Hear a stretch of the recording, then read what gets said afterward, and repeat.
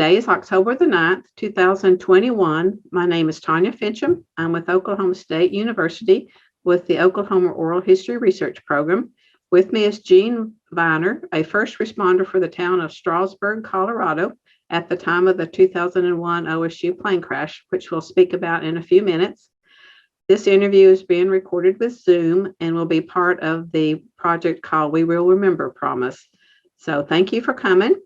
And by way of context, January 27th, 2001, a plane crashed carrying 10 men associated with the OSU men's basketball program, and there were no survivors.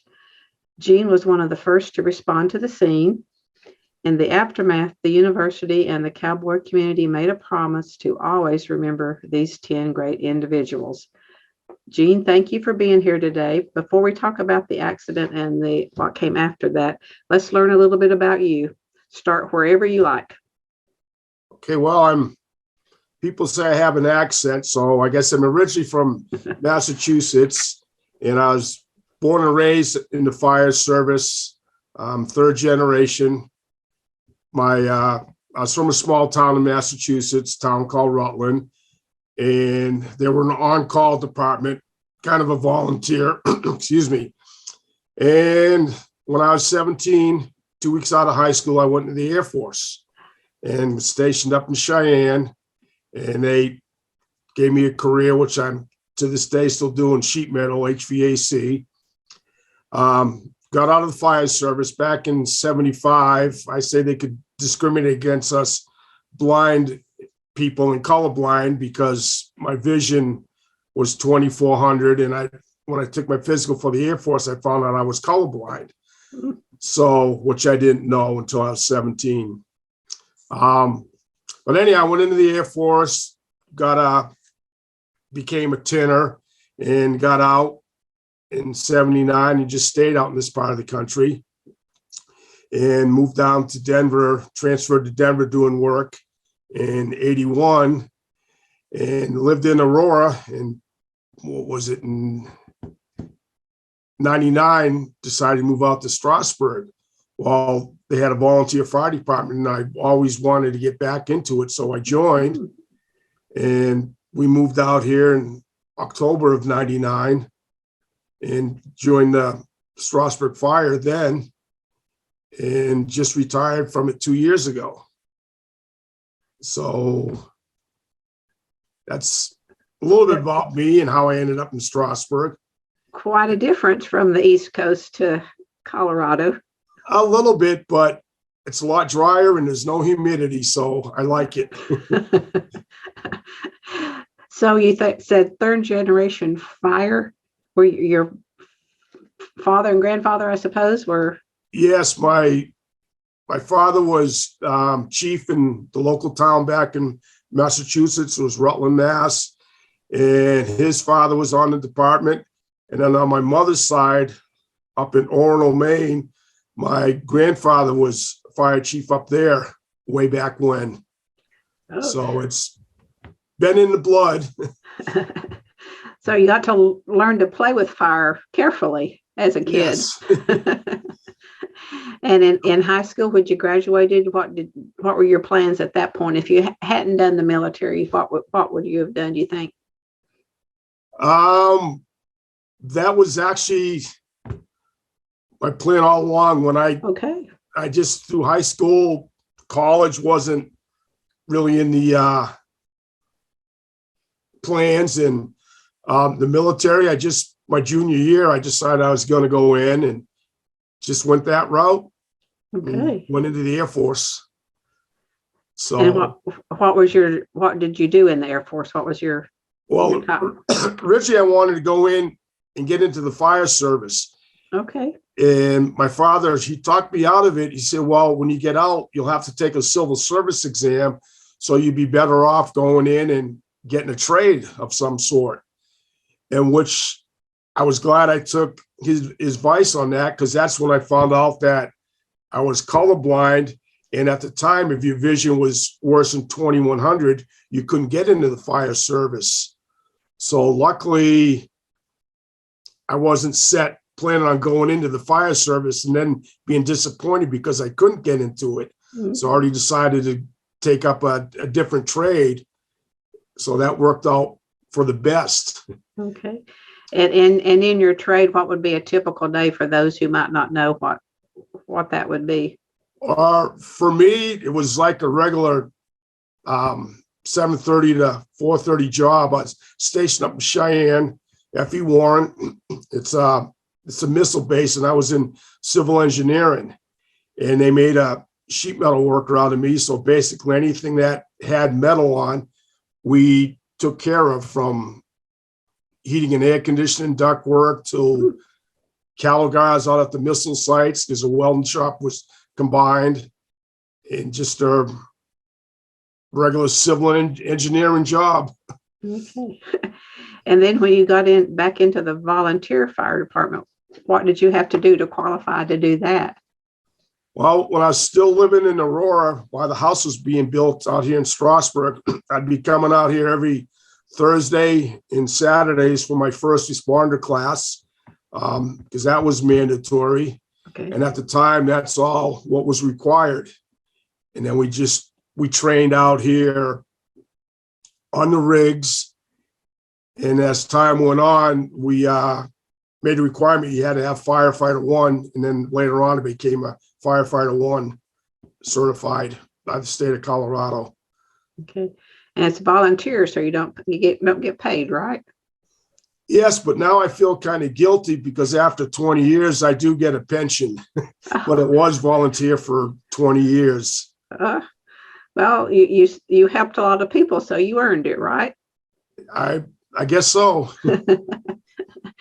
Well, I've driven that way to Denver before, but can you describe the town a little bit for those who've not been that direction? Well, Strasburg is just off I-70. It's on mile marker 310. And actually, Strasburg, it's a town, but it isn't incorporated. It's, how do you explain it? Colfax, Highway 36 goes down the middle of it. And on the north side is Adams County, and on the south side is Arapahoe County. So the counties take care of the infrastructure. And then they have districts. You have the school district and fire district, which provides those services. But there's no town government. So it's a town, but it's not really a town. It's just a bunch of houses together out in the county out here. So no mayor. No mayor. No mayor. And like back east, they have selectmen that run the town. And it just falls under the county governments and the districts. So to get anything done, you have to rally a group of people and say, let's do this. You're, like I say, you're up to, the counties take care of the road. So if you're on the north side of Colfax, you go to Adams County and say, hey, we need our roads fixed, or vice versa on the south side with Arapahoe County, which I'm in Arapahoe County. And then, like say, the school districts, they have board members that take care of that part, and same with the fire board, which I got elected into 2 years ago. So I'm actually still active in the fire service here. Sharing your knowledge. Yes. And experience too. Well, as a first responder, what would be some of the things you would have to deal with? Fire, but what else? Oh, fire, anything medical, any 911 call that comes in, we would respond to, whether it be someone with a cut finger to someone getting ready to have a baby, needing transport to the hospital, to a car fire, brush fire, structure fire. And what about accidents on the interstate, since you're close by? Had a few of them over the years, yes. Yeah. With the interstate right there. Yeah. Yeah. Okay. Well, let's move on into January 27th. What were you doing that day, and how did you hear? And just take us through that day for you. Well, that's Saturday, and it just like any other day. And a friend of mine, he was having a birthday party.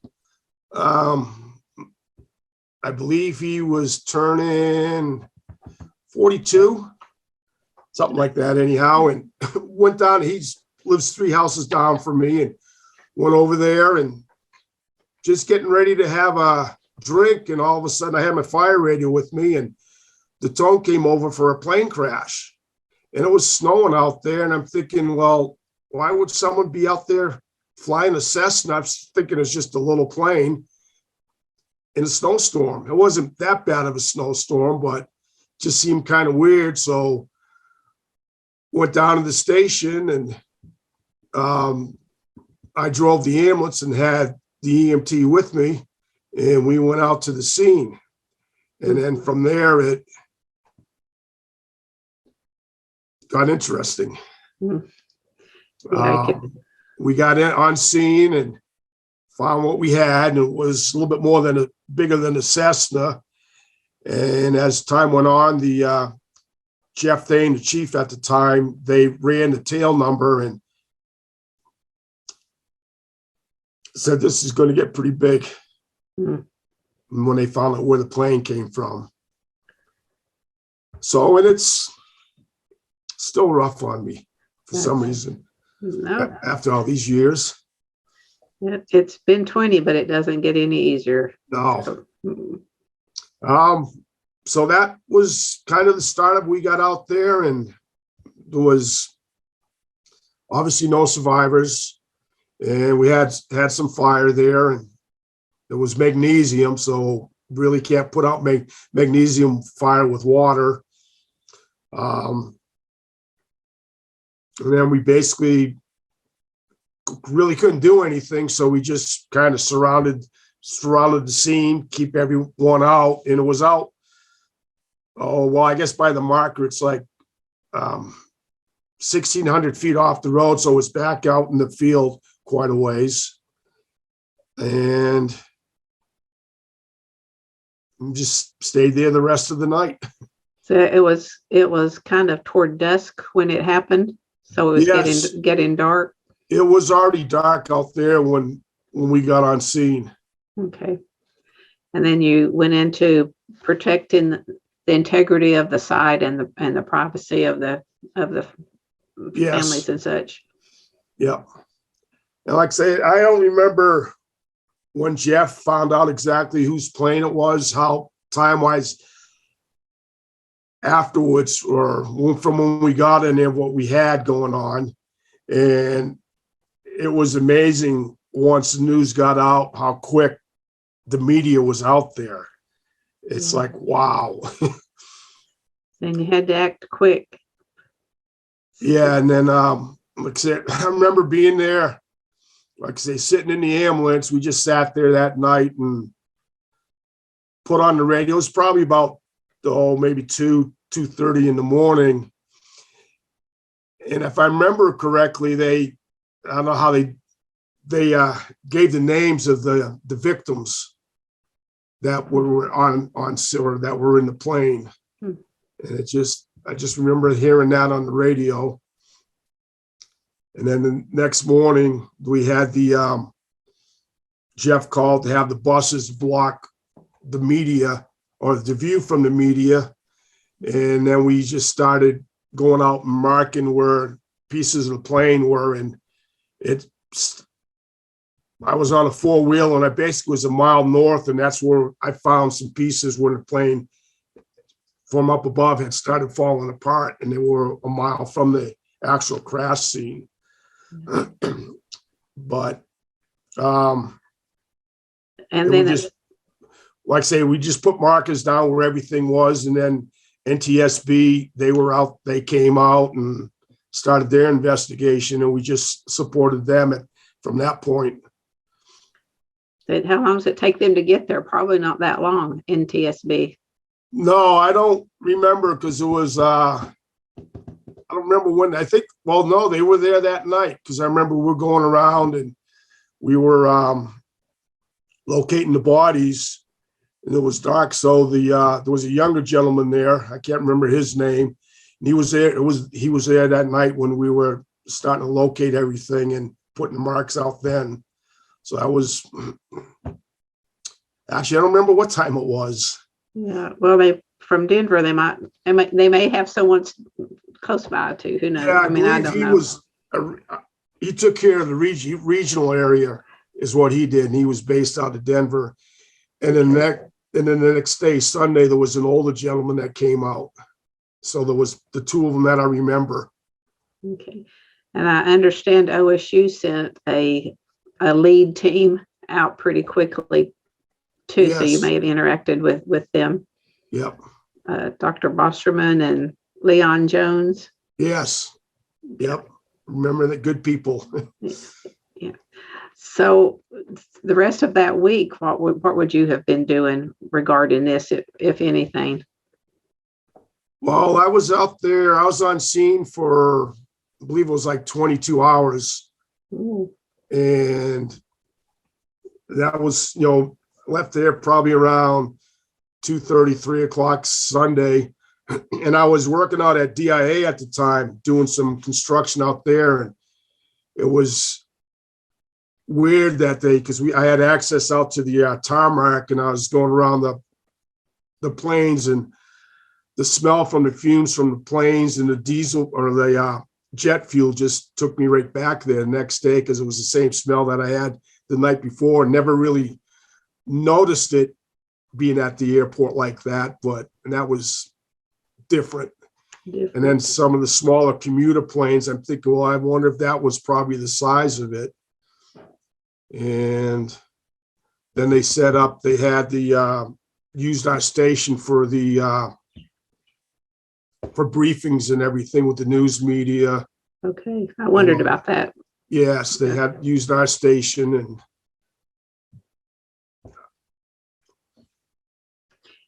Yeah.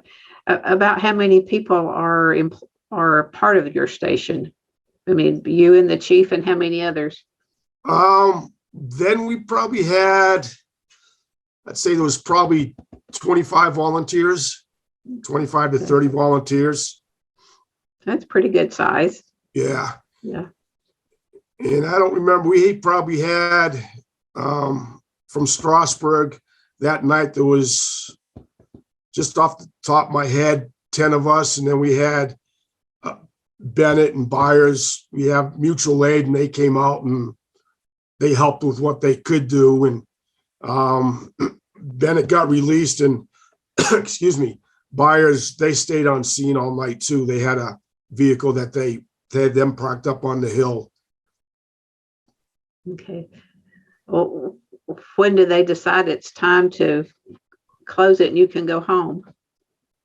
Well, like I say, it was 2 for me the next day is when I took the ambulance back. And by that time, the Adams County Sheriff, well, they oversaw the scene too at the same time, and it fell under the sheriffs.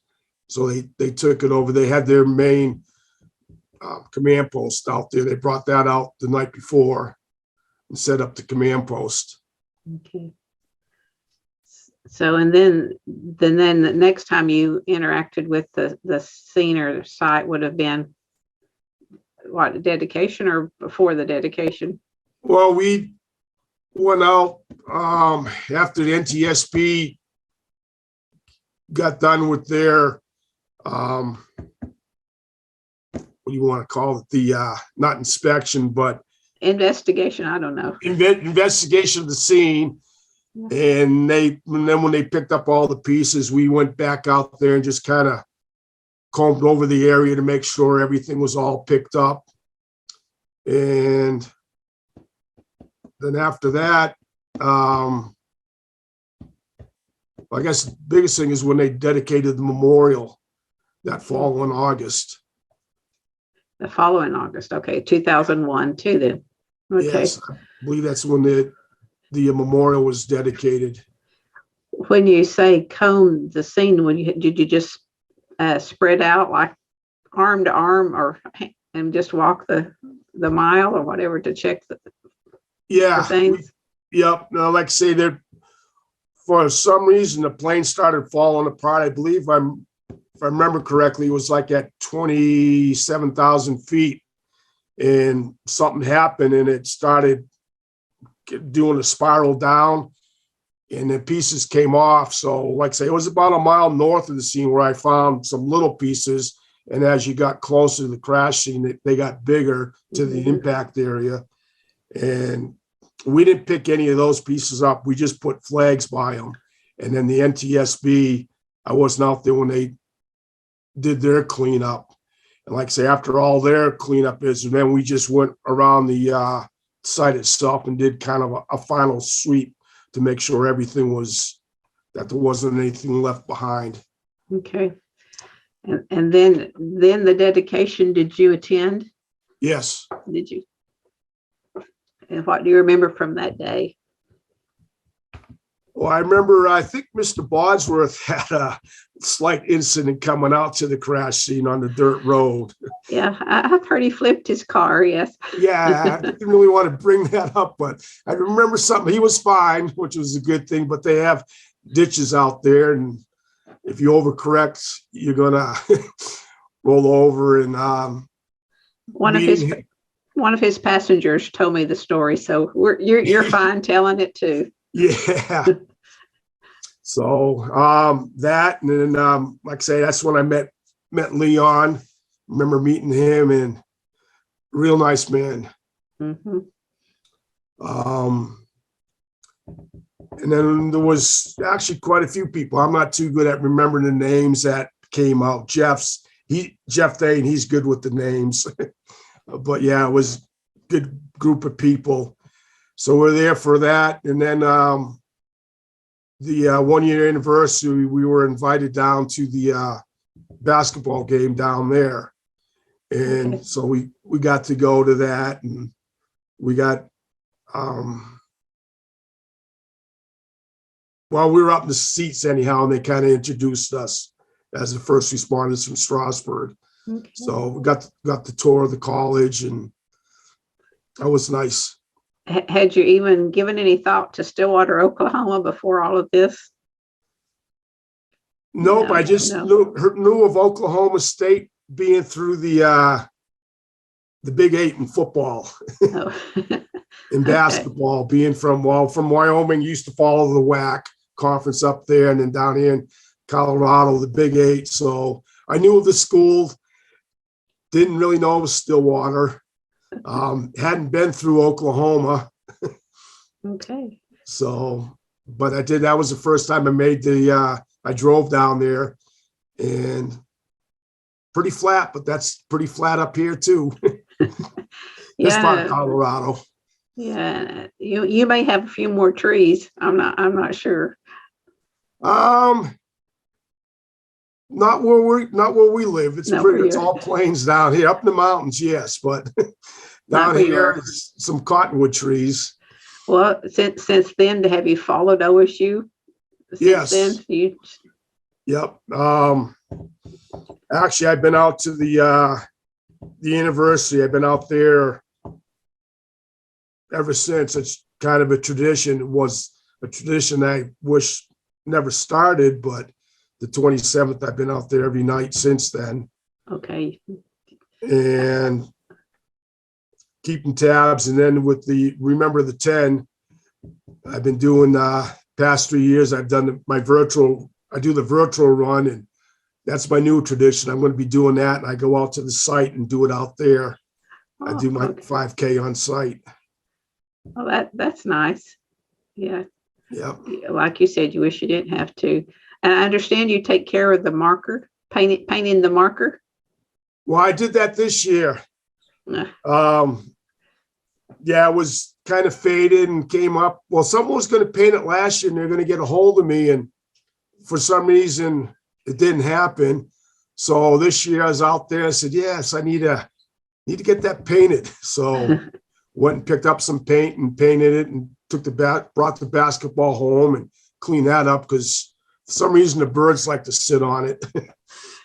So we got that cleaned up and looking good. Okay, well, I know we appreciate you doing that. And I've not been to the site myself, but I've been told that people that visit it leave items behind, various things from time to time. How is that? I mean, who takes care of that, or do you know that aspect of it? Well, that's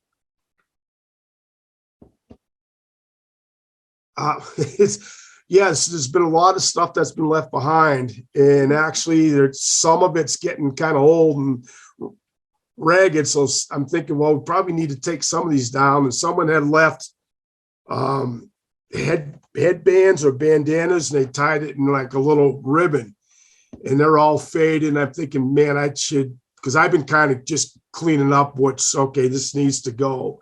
You hate to take it down because it means something to someone. But they've been there for years. And it's like my wife and I, we were out there a few years ago, and she turned them around to where the sun hadn't faded. But now it's like, okay. So I've been kind of taking a few things down that need to go. And some of them you hate to, because it means something to someone for them putting it up there. 20 years. I mean, I would think at least maybe once a year you could do that. I mean, I don't know what the strategy would be. So no, I just, like I say, I don't know if I'd taken it upon myself, but there's been a few people out there that have helped keep it nice and neat, and shine the markers. Okay. So in the school, I believe it's a school, because I was mowing the grass out there, and then the school, somehow I wish I knew a little bit more who did it, who's doing it now, but they're doing a good upkeep on the grass and keeping the grass mowed, and then they mow it out to the pole. So it's looking pretty good. Okay. I'm thinking, 20 years from now, will there be many people left in the community that know the significance of all of this? You'll be here in 20 years, but past that. Yeah. 40 years from now. 40 years, I don't know, because we had another one up in the mountains, another college, and I should know the name of it, but their football team went down, and that was back in the 70s. And it comes up on the news. They have a marker right off I-70. I think it was Wichita State. Yeah, I think so. Mm-hmm. Yeah. And so I don't think, I mean, they haven't forgotten them. And that was I believe that was in the 70s. So okay. I don't think it'll still be in the mind. And this, like us old timers, will be passing it down, and my daughters know all about it. And okay. That was my next question. Yes. Yeah. So, and actually this year I got my oldest daughter, she did the virtual run down in Kyle, Texas. So she did it for the first year. So hopefully she keeps the tradition going, and people will remember. The cowboy family just keeps getting bigger. Yes. Yeah. So let's go back to the day of dedication. Did the community rally around, or how did the town itself deal with that day? They did rally around, and like I say, that was 20 plus years ago. And it was packed out there. There was quite a few people, and well, from Strasburg and the community, and from out of state too. So, and out at the local Conoco, there was an OSU flag that they put up, and I believe that's still hanging up there at the Conoco station here in town. Okay. But did they do a dinner or something someone had said that they thought they did a dinner at the school? They might have. I'm getting old and senile. Oh no, that's fine. They couldn't remember for sure either, but they said maybe that happened. I'm just trying to remember. I know when everything was going on at the station with the news media, I did run into one of the 9 News reporters. His name was Ward Lucas, outside the station, and he got talking to me, and he said something about, I'd like to talk to you later. Never did, but I thought it was kind of neat. So I know this guy from the news channel. Seen him on TV. Now I've seen him in person. But like I say, in our old meeting room, that was the, I don't want to say the command post, but that was where all the news media was going on, and pretty much stayed out of that part of it anyhow. Yeah. About how long did it take for all of that to just slow down and let you all get back to somewhat normal? It was a few weeks. Like I say, I don't remember now exactly how long it took. Well, you yourself, after you had dealt with all of this too, how did you cope with it? What were some of the things that you would do to just kind of, I don't know, calm yourself? Well, one thing I do remember, the EMT that went out with me that night in the ambulance, she was only 19 at the time, and it hit her pretty hard. And it was probably a few weeks after that. I feel I'm going to bring up, luckily we had some snow, and I said, well, maybe I'll talk to her mother and see if she bring her out here and put her on the snowmobile, because she'd never ridden a snowmobile before. And it's all open field out here. And Lynette's her name, and let her ride the snowmobile, just try and get her mind off of it, because I know she was struggling with it. And then I know a few other people had a hard time dealing with it. So it took, and some still are. It's taken a few years. Yeah. So for me, I don't want to say I'm definitely not used to something like that happening. So I think you just kind of put it in the back of your mind and keep going. And know that you did the best you could in your role. Yes. Yeah. And that was one of the things with one of our paramedics. She had a hard time because being a paramedic, and she couldn't help. There was nothing she could do. And she was hard for her not being able to help, and for her to cope with afterwards of not being able to do anything, because there was nothing she could do. Did she stay being a paramedic, or did she switch into something else? Do you know? She did quit, and she came back for a while, but no, she never did come back fully. No. Well, had anything in your past prepared you for that particular, I don't know, scene or whatever? No. Like I said, that happened. I joined August of '99, so I'd only been on the department about a year and a half. Yeah. And I did, like I say, as a kid, I was on the department back east when the rules weren't as strict as what they are now. And the only thing we had back there, and it was a small town, and we had a double homicide in the little town. And my mother, I remember coming home, and my mother was a dispatch for the town at the time, and they didn't announce it over the radio, but they had called everyone to have them go up to the fire station. And when we got up there, the police chief told us what was going on, and we had to go down to the scene and comb the woods. So that was kind of a little bit traumatic. I was probably 15 at the time. A little completely different, but being in a small town, and I didn't know that there was a mother and her daughter, but yeah, I don't know if you ever really you're prepared for this, and you just deal with it when it comes up. Deal with it. Hopefully. Yes. So, and you mentioned you came to Stillwater for the first anniversary. So that would have been January of 2002. Actually, I don't think it was the anniversary. I believe it's when they dedicated the memorial down there. Okay. That's when we came down. Okay. Yeah, so it was the memorial when they dedicated that.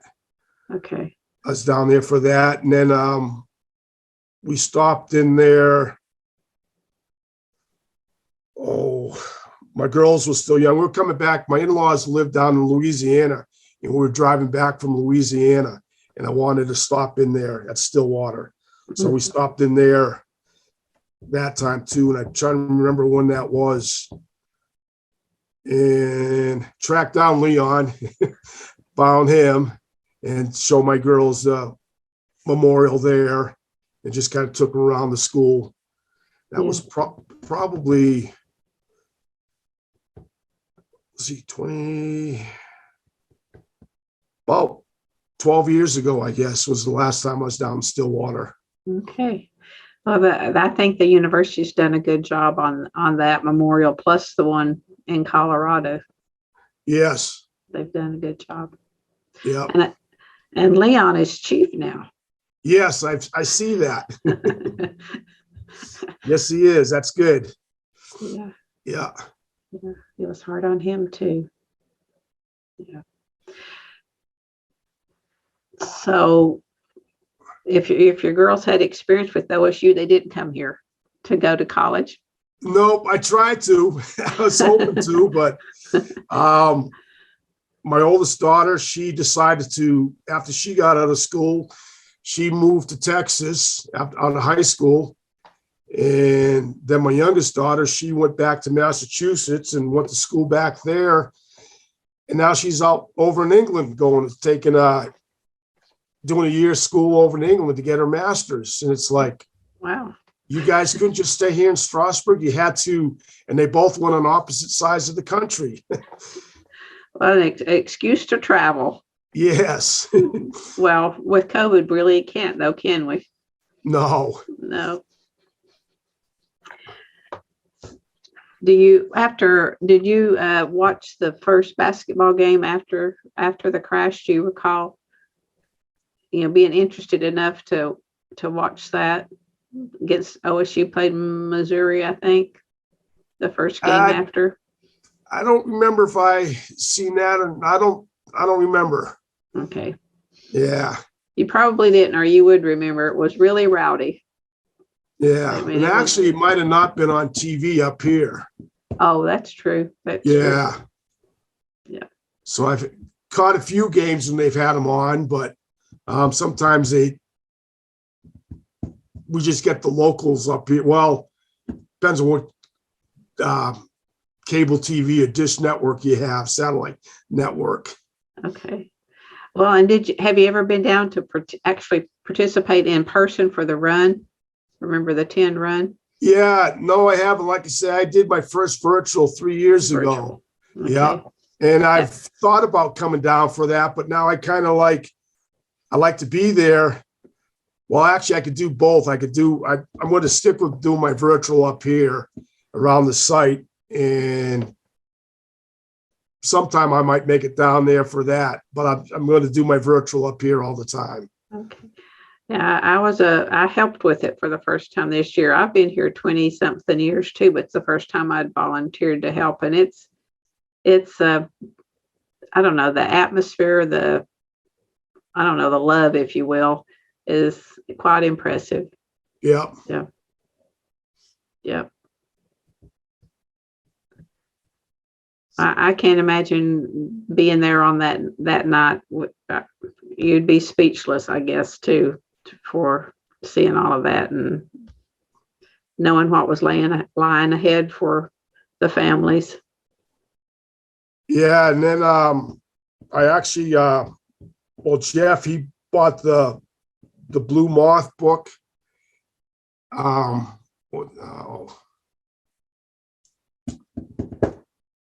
What's it? It's the blue. What's that called? The blue. The father wrote it. He rode the bike from California. Oh, Riding with the Blue Moth. Riding with the Blue Moth. I was going to have that sitting in front of me so I can remember the name.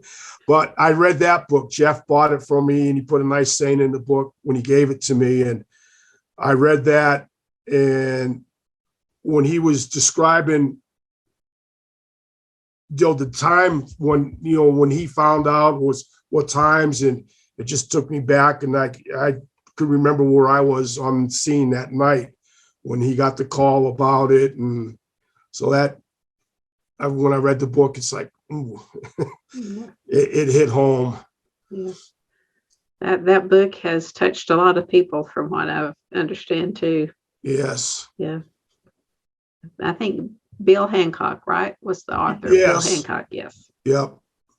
Because he was explaining different times, you know, at a certain time he got the phone call about a plane crash, and then the different times that he was notified about different things. And I say, okay, this is what I was out there and I was doing this at that time. And like I say, if I remember correctly, it was about 2-3 o'clock in the morning that they announced the names on the radio, on AM radio I was listening to. But yeah, we just remember sitting in the ambulance all night, and it was snowing and couldn't really sleep. Couldn't do anything, but and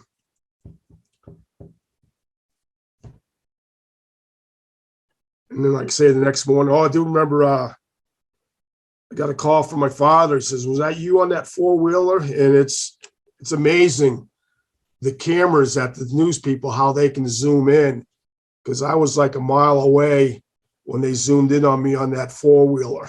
Mm-hmm. So yes, those buses came in handy. Yes. Because even though we were quite a ways away from the road, the cameras that they have, they can zoom right in. So Yeah. the buses came in handy that day. Yeah, I've had several family members very appreciative of that. Whoever thought to do that and actually getting it done, they were very appreciative of. Yeah, it was with Jeff, and then Adams County Sheriff. They set that up. So yeah. Yep, and like I say, we're not used to having something like that out here in Strasburg. Now, what's the population there? About a couple of thousand? Right now, it's 5,600, I believe. Oh, bigger than what I thought. Yeah. Back then, it was only like maybe 2,500 to 3,000. So it's grown in the past 20 years, being a bedroom community for Denver. Everyone lives out here and goes to work in Denver. Well, with the memorial site being there, will things encroach on it? Unfortunately, yeah, they have. There's houses just to the north. There's probably 4 houses, because the dairy farm was on the east side of the road, and that was the only thing that was out there. And now they subdivided those lots, and I believe they're 30 acres. So to the north side, there's probably 30-acre lots, and there's about 3 or 4 houses, and the one house, it borders right up next to it. So, but yeah, they've got the site. I believe they have the 30 acres right there. So that's how I get my 5K. I just walk the site 2.5 times. And then on the south side, it's that's still farmland down there on the south side. So I understand the landowner was gracious enough to do that plot for the memorial. Yes, they I believe it was the Losh family. They donated that 30-acre plot. I think it's 30 acres anyhow. Okay. They're the ones that donated it to the college, to Oklahoma State. Okay. But it's definitely a nice memorial. And then you go out every January 27th? Yes. I was a couple times, I was working up in the mountains and drove down and made it down, and had to turn around and drive back up to the mountains. And so I'm not going to miss this date. You just reminisce, or just take a photo, or? Yeah, I go out, and then for a while there was, and I don't remember his name. He was related somehow.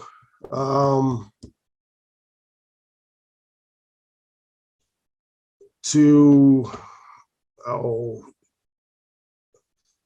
one of the players, I believe. Anyhow, he came out of Denver. He was an older gentleman, and he had ties. He had a nephew, I believe. I can't remember. I got the names right here. I don't remember how he had connections anyhow. It was a nephew that was on part of it. And he'd be out here. He was out here every year. And, the first 10 years, you'd have a few people that came in from out of state. And he was from in-state, but he had family. And just be out there and kind of there to support them. And they're there to support us too, and talk to them. But I believe he had cancer and he passed away a couple years ago. But you see him out there every year. And then there's a few of us that still go out there, and she was on the department back then, and she places roses. She brings out 10 roses every year. Okay. And that's been her tradition, to put the roses down. And what's her name? And we'll give her credit. What's her name? Lisa Matschke. Lisa Matschke. Okay. Yeah. So tell her we said thank you. Yes. Yeah. She's been out there every year, putting down the roses, 10 roses. And it's only about, I think this is the markers say it's 600 and I want to think 57. That may not be the right number. Miles from there to Stillwater. Yes. As the crow flies. Yep. Yeah, because they have an arrow that points exactly straight to Stillwater, and then they have the same thing at Stillwater pointing straight up here. Okay. And they've got an arrow that points exactly where, as a crow flies, would be the distance. Okay. That's in the Spirit Rider. I wasn't sure about the one here on campus, but I'm glad you said that. I'll double check that when I'm in there. Yeah, I believe they have an arrow down there too, pointing to Strasburg. Yeah. I'll look. I talked with the artist who did the Kneeling Cowboy, but I don't think he had anything to do with that part. So I'll check it myself. So okay, good to know. Yes, because actually I did my walk this year, or my virtual, and I took a picture of that, and that's what I sent down there that morning.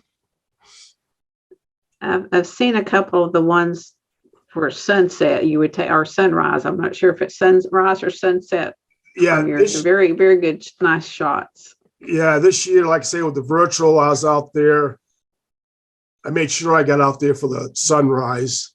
Okay. Yeah. And then the other ones, we get out there. I usually try and be there by 5:30, and that time of year, the sun's still up. And that's where the sunsets come in at that time, because they're starting to go down. It's still winter, so. It just gives us a special feeling too, doesn't it? Yes. I would think, And then actually last year when I did the virtual, that was when they had one of the big fires, up in the mountains. And that was the Troublesome Fire. And when I went out there, did my virtual, it was the same time that thing blew up to like 100,000 acres and almost took out the town of Grand Lake. But where I can see from the memorial, you see the sunset. It's actually from the smoke from the fire. Okay. Is where that picture came from. But last year we had out here in Colorado, they had quite a few big fires. Not like this year. We had a few smaller ones, but not like they had out west, out in California. But anyhow, the picture, that's last year's picture with the sunset was, unfortunately, it was from the forest fire up in the mountains. Was in the background. We've had a lot of fires around lately, and it's been really dry here. So, yeah, people who help with fires are a special breed. I don't think I could do it. No, and Storm King Mountain. That's where they lost 10 back in '96, and up in Glenwood Springs. But I hiked that the following year, where they were killed, and that's when I gained a lot of respect for the wildland firefighters, because out here on the plains, we just sit in the vehicle. Now we have a joist monitor that we just use the sit in the rig and put the fire out. We're up there. I hike that, and they're carrying all their packs going up and down the hills. Got a lot of respect for those boys and girls after that hike. Well, with being third generation, did your daughter or any of your children interested in being the fourth? No, I was No. just thinking that earlier today, how it's the tradition's not going to continue on. So, no, they didn't want to get into the fire service. If you have grandchildren, maybe they will just skip a generation then. Yes. Yeah. Was your father still alive 20 years ago? Yes. So he kind of could help you through this too, I guess. Yeah. Had he experienced anything similar?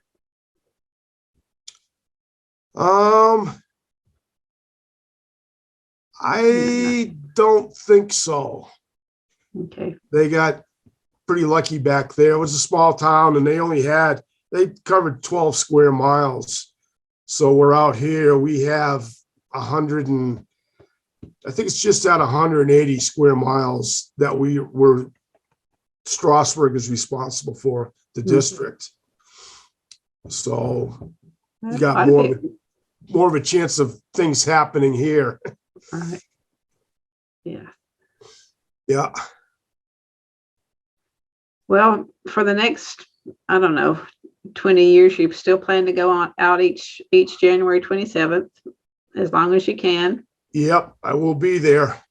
Do you go out other times or just that one day? No, I go out there other times. I'll go out there. We go out and water the trees. There's 2 trees planted on site. And actually, since I've been off the department, I don't have access to drive the fire trucks like I used to. So about a month ago, I recruited the assistant chief, Mike Donlan, said, hey, we need to go water those trees because I don't think they've been watered in a while. So we went out there and watered the trees. I said, well, we need to start doing this once a month, especially this summer. It's been dry. So, but yeah, I usually get out there and water the trees and get that done. Yeah. I think you're a godsend for those here in Stillwater to have someone that takes an interest there. Yeah. Are there other members in the community that are good shepherds too for the site, for lack of a better word? Like I say, I know and I'm not sure through the high school kids, but they're the ones that are to mow it. And it's because I'd mow it, and then I got thinking, I need to go down and mow all the way out to the marker. And about a year ago, they started mowing that, so it looks nice. Okay. So I think the university comes out every once in a while to do the anniversary, don't they? Like at 5, 10, and 15, 5 years, maybe every 5 years. Yeah, I think they were out. Yeah, they were out for 5 and the 10. I think it was out here for the 20th. I don't know if anyone came out or not. Well, that would have been right before COVID. So yeah. I don't know if they did or not then. Well, actually, a lot of times they'll come out. They're out there during the day. They come out during the day, so I don't see them because I go out there at the 5. I believe it's 5:30, 5:27 or 5:37. Okay. So, but yeah, that's true because they do come out, but they'll be there during the day, and I'm out there that night. Yeah, after work. Yes. Yeah. Well, I've covered most of my questions. Is there anything that you think we need to know that the average person might not know?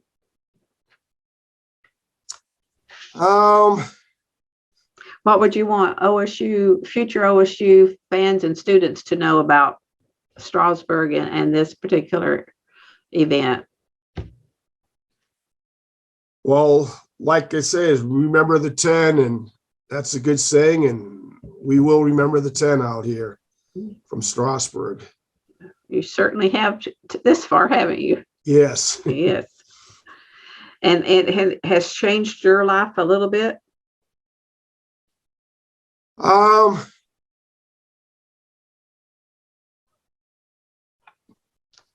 Probably. Well, like I say, I still get emotional every now and then about it. And it's like, Mhm. okay, where'd that come from? Yeah. So yeah, it's changed. And like I say, just moving on. And it's not, I just feel for the families. I couldn't imagine with them. And I do remember there was a young lady and she had her kids, she was a wife, and I believe she had maybe 2 daughters at the time, and they were just young, and now they're all grown up. So yeah, I feel for the family and, them not knowing their father, and that makes it rough. Yeah. What they went through. I mean, I was a first responder out there, but it's the families they're the ones that suffer the most. Mhm. Yeah, I think knowing that you were there to help care as best you could helps a little bit with them. So if they haven't said thank you, they would if they saw you in person, I believe. Yes, well, they're welcome. Yes. Well, if there's nothing else, I'll say thank you very much for being willing to share your story with me today. It's been great. Okay, well, thank you. Okay.